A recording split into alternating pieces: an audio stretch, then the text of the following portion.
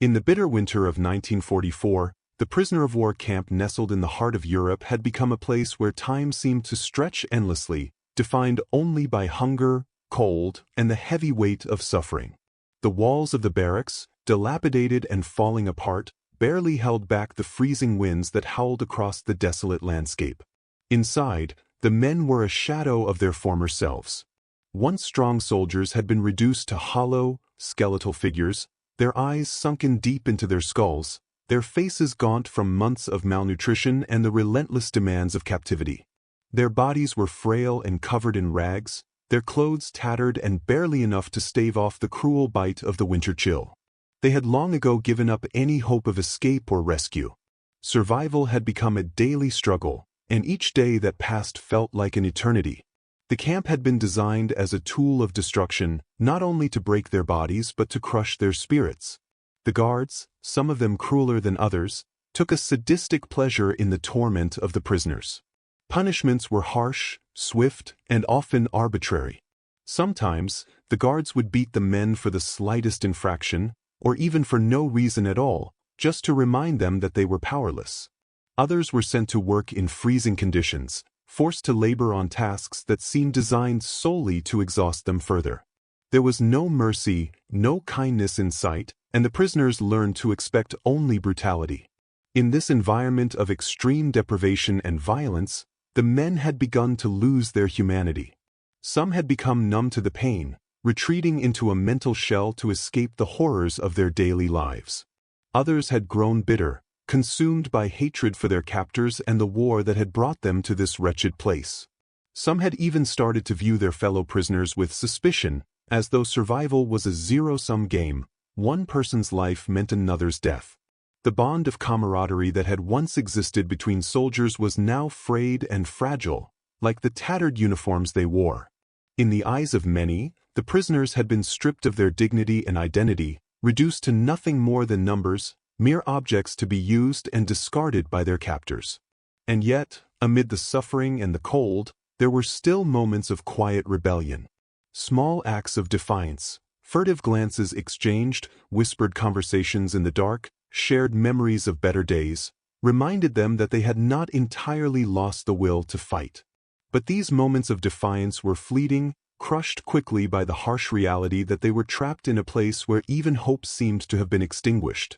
They were isolated, cut off from the outside world, and every day that passed made their chances of survival feel increasingly remote. The camp was a place where death seemed to hang in the air, like a thick fog that would not dissipate. Many of the men were already resigned to their fate, convinced that they would not make it through the winter. It was during this dark period, when despair hung over the camp like a suffocating cloud, that something changed, though no one could have anticipated what it would be. A rumor began to spread, barely a whisper at first, but it grew louder with each passing hour. The prisoners had learned that a new group of soldiers had arrived at the camp. But these soldiers were not like the others.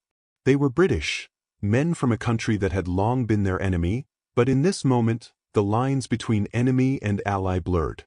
The prisoners had been through enough to know that appearances could be deceiving. A new group of soldiers could only mean more hardship, more punishment, more pain. The men braced themselves for what was to come, expecting nothing less than another round of cruelty. The British soldiers arrived with the same grim efficiency that marked everything in the camp. There was no fanfare, no ceremony, no sign of recognition for the suffering of the prisoners.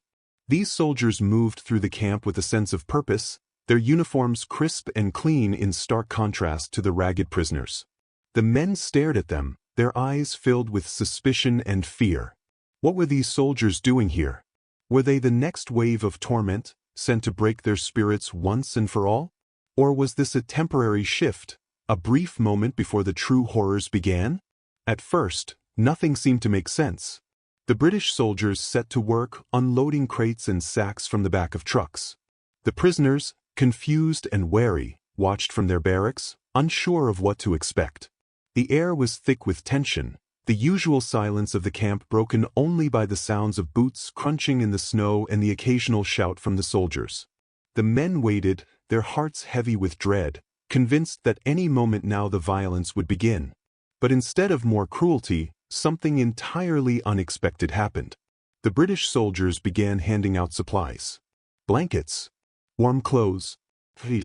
The prisoners, still too stunned to comprehend what was unfolding, watched in disbelief as they were offered the very things they had long since given up hoping for.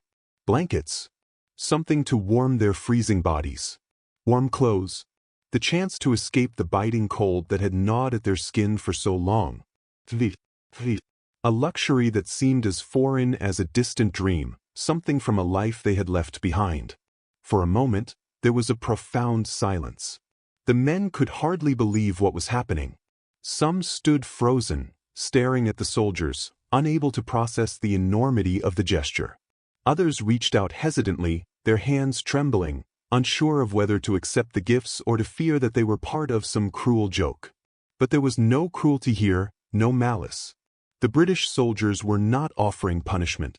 They were offering something entirely different, a strange, almost incomprehensible kindness. As the tea was passed around and the blankets were distributed, something began to shift in the air. The prisoners, who had been prepared for more suffering, found themselves on the receiving end of unexpected mercy. The warmth of the tea seemed to seep into their bones, and for the first time in what felt like an eternity, they could feel a flicker of warmth, not just from the tea, but from the shared humanity of the moment. The blankets, too, were a gift more valuable than any of them could have imagined. They were not just fabric, they were a lifeline, a reminder that there was still something to be cherished in the midst of so much suffering.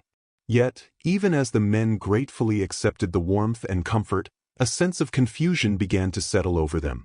What did this mean? Why were these soldiers, who were supposed to be their enemies, showing them kindness? Was it a trap? A trick? Was this kindness simply a prelude to something even worse?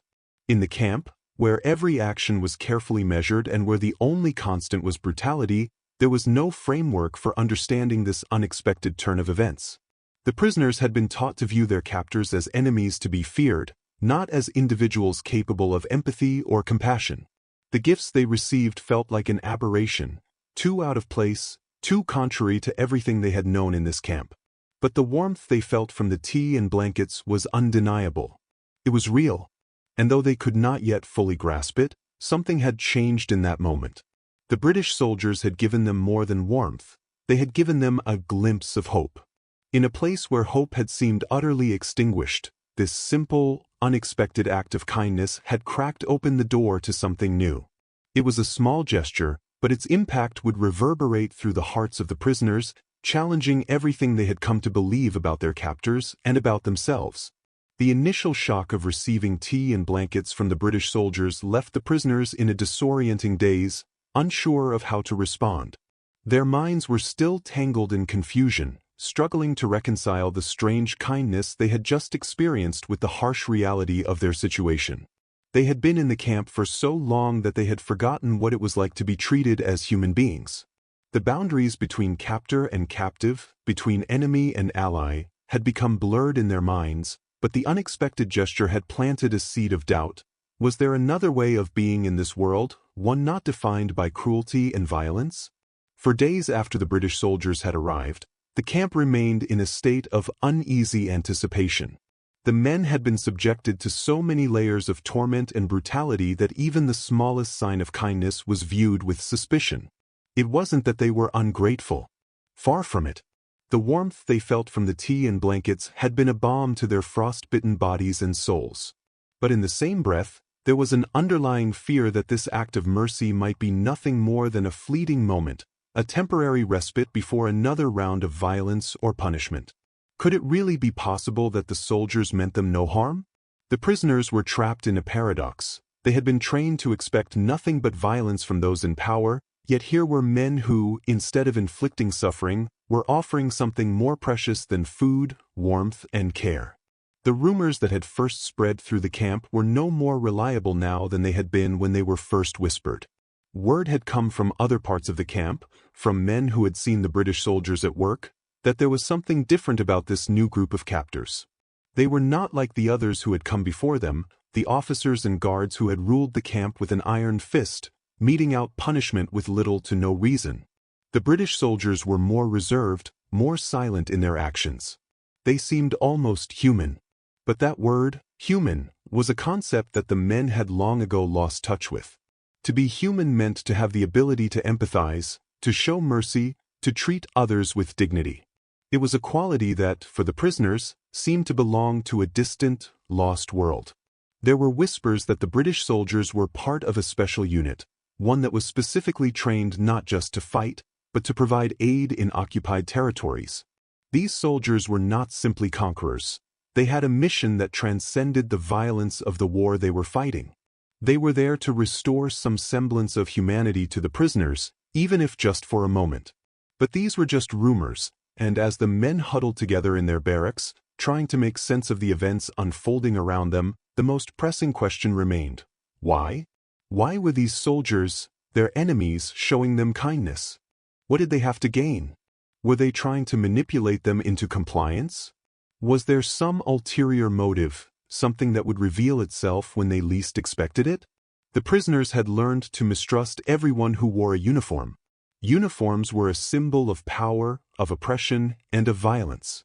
To the prisoners, the soldiers' uniforms were nothing more than a badge of authority, a representation of everything that had torn apart their lives. And yet, the British soldiers, in their crisp, neat attire, were a stark contrast to the ragged, hollow-eyed figures of the prisoners. Their uniforms were pristine, unmarred by the dirt and grime that clung to the bodies of the men in the camp. It was a stark reminder of what they had lost, the dignity of being free men, the ability to control their own fate, the luxury of being able to wear clothes that weren't stained by the ravages of captivity. To see these British soldiers dressed so immaculately, while they had been reduced to living like animals, only deepened the sense of alienation. But then there were the small moments, the fleeting gestures that made it impossible to maintain their cynicism. The soldiers didn't just give out the tea and blankets and leave, they lingered, watching as the prisoners took their first sips of warmth, offering quiet nods of approval as the men wrapped themselves in the blankets. It wasn't just an exchange of goods, it felt personal. It felt like a connection. The soldiers weren't there simply to perform a task. They were there, it seemed, because they cared. That idea was so foreign to the prisoners that they couldn't even begin to understand it. How could someone from the outside, someone who had every reason to hate them, show them this level of human decency? The tea, something so simple and common, became a symbol of this strange exchange. In that moment, it was more than just a drink. It was an act of solidarity. It was an offer of warmth, of comfort, of an understanding that transcended the war. The men didn't have the words to explain what they were feeling, but the warmth of the tea spread through their bodies, thawing not just their frozen limbs but also their frozen hearts. It was a paradoxical sensation, gratitude mixed with suspicion, warmth tempered by uncertainty. They felt as though they were being allowed to be human again, if only for a brief moment, but they were too scarred by the years of suffering to fully accept it. The confusion deepened when the soldiers did something even stranger. They made no attempt to assert their dominance. There was no show of power, no shouting or orders given. The British soldiers moved quietly, deliberately, as though they were aware that their presence in the camp was an anomaly. They spoke little, and when they did, it was not with the harsh, commanding tones the prisoners had come to expect. Instead, their words were calm, measured, even kind. It felt like they were aware of the delicate line they were walking. Too much kindness, too much contact, and they might risk undermining their role as soldiers in a war. Too little, and the prisoners might not understand. The men found themselves in an awkward, disorienting limbo. They weren't used to this kind of treatment, and they didn't know what to make of it. What was perhaps most disorienting of all was the silence that settled over the room as the tea was passed around. The usual clamor of grumbling and groaning, the sounds of men at war with their environment, was replaced by a deep, contemplative quiet.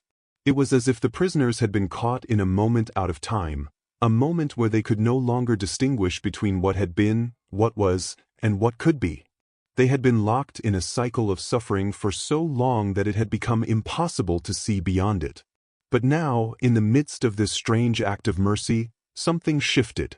They felt as though the walls that had confined them for so long were beginning to crack, just a little. They could sense the possibility of something different. But that sense of possibility was fragile, and it terrified them. Could they truly allow themselves to believe that something as simple as a cup of tea could change their lives? Could they believe that, after everything they had endured, there was still room for kindness in this world? The silence in the room stretched on, not in discomfort, but in wonder. There were no words for what they were feeling. The warmth of the tea seemed to spread beyond their bodies, extending into the deepest parts of their souls, places that had been long forgotten. For the first time in years, they felt human again. And yet, that humanity came with a heavy cost. It was not easy to be human in a place where every aspect of life had been designed to strip away humanity. It was not easy to feel anything other than survival, and even that felt like a distant, fading memory. But the British soldiers, with their quiet acts of generosity, had done the impossible. They had planted the seeds of something deeper in the hearts of these men. Whether they knew it or not, they had shown the prisoners that they were still capable of feeling, of connecting, of understanding. And that revelation, though it may have seemed small, was enough to begin changing everything. In the days that followed the unexpected arrival of the British soldiers, the prisoners found themselves caught in a strange limbo. The warmth from the tea and blankets had not dissipated, but instead seemed to linger in the cold barracks like a ghost of something they could barely understand. The walls, previously so cold and impersonal, now seemed to hold a strange energy, an uneasiness that had not existed before. The men were still haunted by their previous experiences, the constant beatings, the endless tasks that demanded their exhausted bodies to go on in spite of their weariness. But now, in the aftermath of that singular moment of kindness, they had begun to feel something else, a flicker of something that resembled hope, though it was fragile and tentative, as if it could vanish as quickly as it had arrived. The days passed slowly in the camp. The prisoners had learned to measure time not by hours or minutes but by the small events that punctuated their otherwise monotonous existence. The arrival of food, the sound of boots marching past the barracks, the occasional orders shouted across the compound. These things were the markers of their lives now. But everything felt different since the British soldiers had shared their tea and blankets. Though the camp itself had not changed, its oppressive atmosphere still hanging heavy over every building, every courtyard, every cell. The prisoners began to notice the small shifts in the way they interacted with each other. The silence that had pervaded their lives, the long stretches of time when no one spoke except to bark orders or respond in kind, began to soften, if only a little. The shared cups of tea, though temporary and fleeting, had acted as a bridge, a strange, unspoken connection between them. In the beginning, many of the prisoners had been too cautious to embrace the kindness they had been offered. For too long, they had lived under the assumption that anything given to them was part of the cruel game their captors played, something to manipulate them, something to get them to lower their guard before the true horror began. And so, they had held back. The warmth of the tea, no matter how comforting, could not completely thaw the layers of suspicion that had built up in their hearts over the years. But as the days wore on, something subtle but undeniable began to shift. They found themselves slowly growing accustomed to the idea that these men, these soldiers, these supposed enemies, did not fit into the neat boxes they had created in their minds. The labels they had placed on everyone who wore a uniform, those who stood across the battlefield from them, no longer seemed to make sense. These men, in their own quiet way, had offered them something real, something that couldn't be ignored. And in doing so, they had caused the prisoners to question everything they had thought they knew about war, about survival, about who their true enemies were. The first real signs of change came when the prisoners began to talk among themselves in ways they hadn't before. Small groups formed in the corners of the barracks, not to discuss their suffering or the brutality they endured, but to discuss the tea, the blankets, the soldiers who had given them those things. What did it mean, they asked each other? Was it a trick? A ploy to weaken them? Or was there something else behind it? No one had the answers, but the very act of speaking openly about it, without fear of retribution, was a small revolution in itself. They were not accustomed to sharing their feelings, not accustomed to being vulnerable, especially in a place where vulnerability was a luxury they could not afford. But this new development, this feeling that something was shifting, had made them realize that there was still room for human connection, even in the darkest corners of their world. The momentary kindness they had received was not just an isolated event. It was something that had the potential to change the way they interacted with each other, too. For the first time in years, the prisoners began to share stories of their lives before the war, of the families they had left behind, of the homes they once knew. They spoke of their cities, of the streets where they had walked with their children, of the days when the world had seemed brighter, before the war had descended upon them like a storm. They spoke of the things they had lost, but also of the things they still held dear. Memories, laughter, moments of warmth, no matter how distant. These conversations were tentative at first, awkward and hesitant, as if the men were unsure whether it was safe to open up again. But slowly, bit by bit, the walls they had built around themselves began to crumble. They realized that by sharing their pain, their pasts, their fears, they were reclaiming something they had lost long ago, their humanity. And yet, the question still lingered in the back of their minds. Why had the British soldiers treated them with such unexpected kindness? It was a question they could not yet answer, but it was one that kept them awake at night, turning over in their minds like a riddle they could not solve. The more they thought about it, the more the prisoners began to realize that they were not the only ones who had been affected by that moment. The British soldiers, too, seemed different from the others. They were not the triumphant victors that the prisoners had been led to believe, but men who carried their own burdens, their own silent struggles. The soldiers were, after all, caught in the same war, living through the same devastation. They, too, had families, loved ones, homes they had left behind.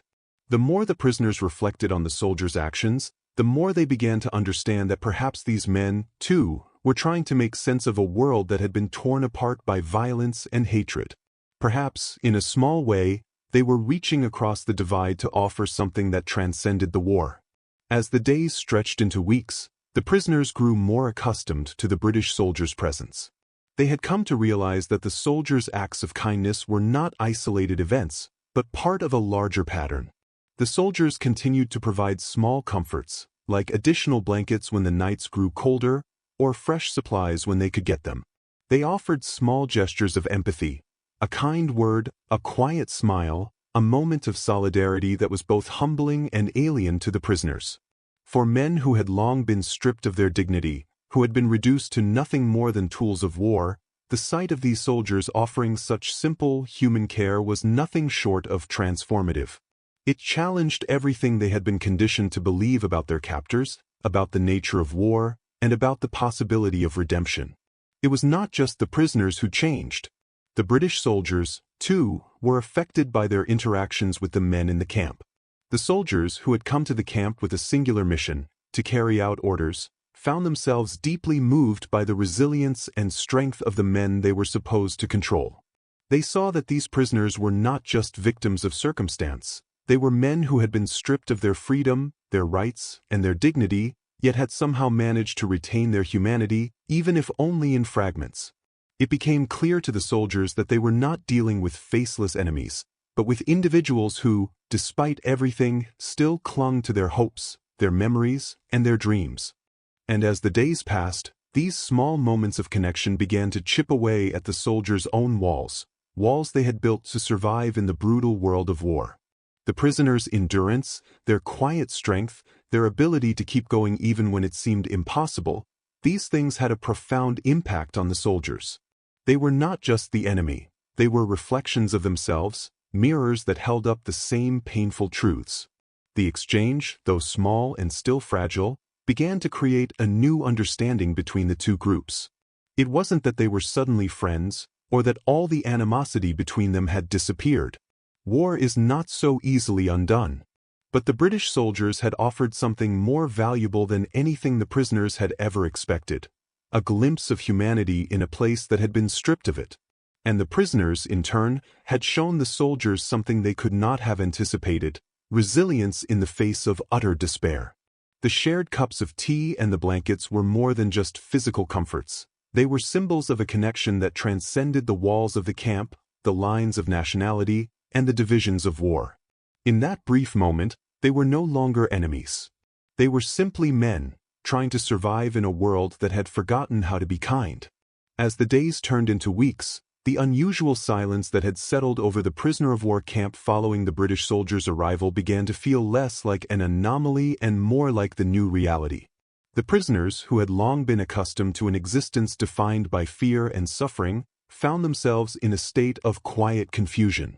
They had been given the gift of warmth, both literal and metaphorical, but now the warmth seemed to be giving rise to something else: uncertainty. The tea, the blankets, and the small gestures of kindness had cracked open the walls of their hearts, but now the prisoners were left to grapple with the emotional turbulence that such gifts of humanity inevitably invoked. The very thing they had feared, hope, began to stir deep within them, like a flickering flame in the middle of a storm, fragile and uncertain. At first, it was the smallest signs of change that caught their attention. The prisoners, who had spent months, even years, hiding their emotions behind masks of indifference or hostility, began to exchange furtive glances. The warmth of the tea had done something to them. It had softened the rough edges, even if only a little. They began speaking more openly with each other. Conversations started to flow with less hesitation, and even though the words were often still laced with the bitter sting of war, they began to find common ground in their shared experiences. The silence that had once been their refuge, their shield from the brutality of the world, was now being pierced by the sound of voices telling stories of lost families, of distant places that no longer existed, of dreams that had long since been extinguished. These stories, once buried deep inside, began to surface, flowing like a slow current that carried with it the remnants of their lives before the war. For the first time in months, or perhaps even years, the men felt as though they were truly alive again, able to feel the fullness of their humanity, even if that humanity was tinged with sorrow. But even as the prisoners began to open up to one another, their minds remained clouded by suspicion. Could they truly trust the British soldiers? Could they allow themselves to believe that these men, who had once been their enemies, were offering something more than a temporary reprieve, something that would not come with a deeper cost? This question gnawed at the prisoners, pulling at the fragile sense of peace they had experienced. It was as if they were standing on the edge of a precipice, unsure whether to take the leap into the unknown or pull back, afraid that the kindness they had received was a mirage, an illusion created to lull them into complacency before the real horrors of captivity were unleashed. The more they thought about it, the more they realized how difficult it was to trust. For so long, their lives had been shaped by deceit, by lies told to them by their captors, by the false promises that had been offered and then quickly shattered. They had been trained to view kindness as a weapon, something to be met with suspicion, something to be feared. But then came the moments when the prisoners were confronted with something even more unsettling. They began to notice subtle changes in the British soldiers. At first, it was almost imperceptible, a brief pause in their movements, a glance exchanged between two soldiers that seemed to carry an unspoken message. But as the days passed, these small signs became more noticeable. The soldiers no longer seemed like faceless automatons carrying out orders. They began to speak to the prisoners more directly, offering words of encouragement, small gestures of empathy. They would hand out extra food when they could, even if it was just a crust of bread or a small piece of meat. The guards, who had once been cold and detached, now occasionally stopped to ask how the prisoners were faring, their voices softer, less authoritarian. There was no reason for this change. No explanation had been offered. It was simply happening. And as it happened, the prisoners found themselves even more disoriented. What were these men trying to prove? Were they truly different from the others who had come before them? Or were they simply playing a different game, one that was even more insidious in its subtlety?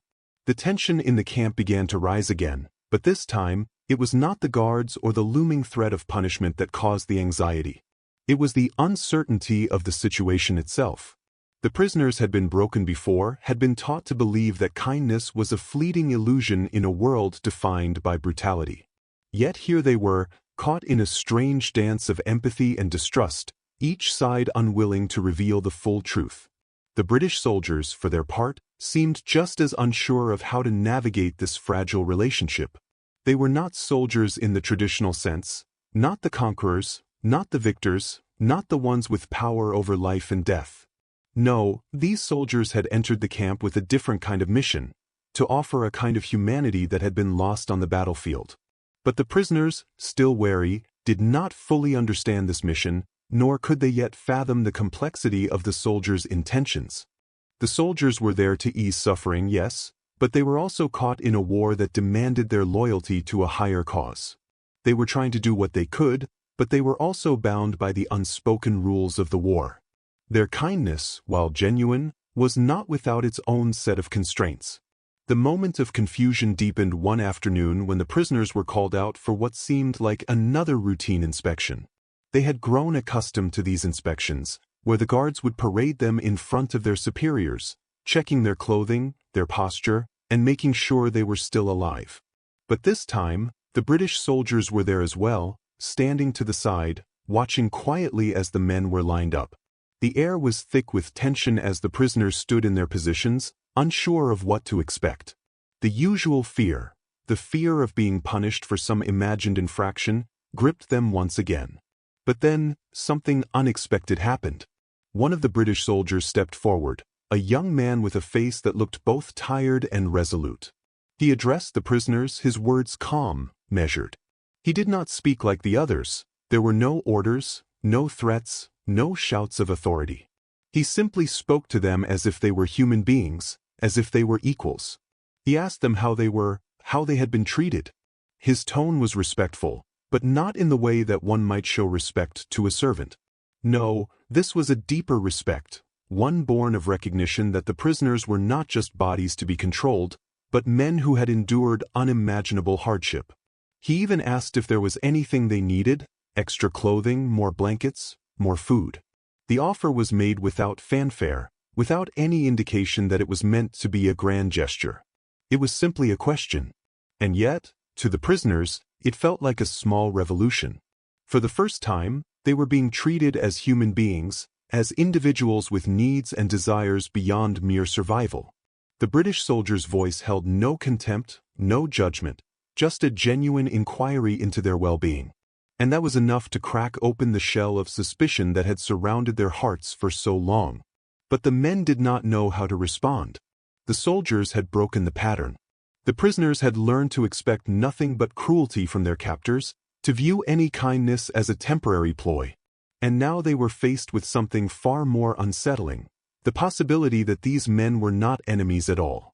The words of the British soldier hung in the air, unanswered, as the prisoners exchanged looks. Could they trust him? Could they trust any of them?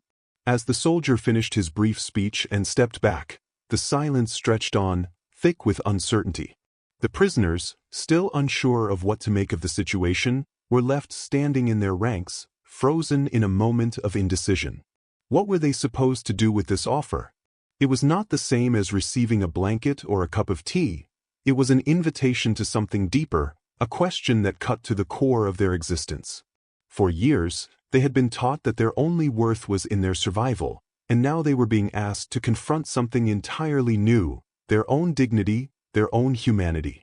The offer to have their needs addressed was not simply about physical comfort.